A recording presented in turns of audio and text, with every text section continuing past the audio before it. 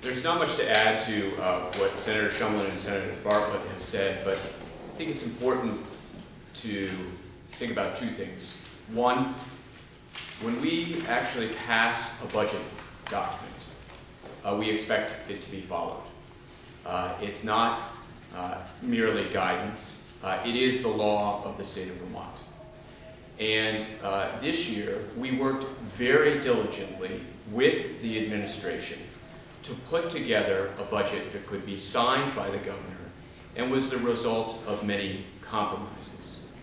And to then have the governor sign the budget and then ignore the language of the budget really goes and cuts against the spirit of the compromising that we did to get to a budget where we could all leave the building without a repeat of the veto scenario and the override that happened last year. And from my perspective as Speaker of the House and one of the principals who was involved in those negotiations, it is, quite frankly, a breach of the good faith that we all contributed towards reaching a budget compromise.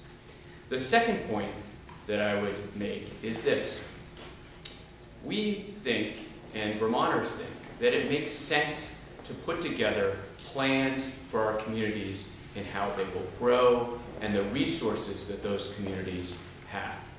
And part of that is captured in our planning statute, in which we actually seek to have towns and communities put together a town plan.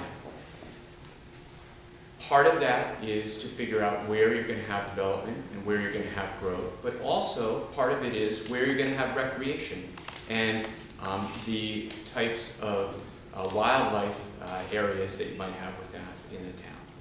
And to actually put together a good town plan, you need resources to help you think through the wildlife attributes of the community.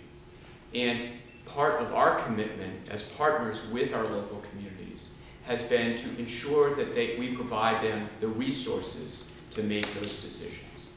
And by eliminating the position here that assists communities with those wildlife issues, we are breaching our faith with our communities as well.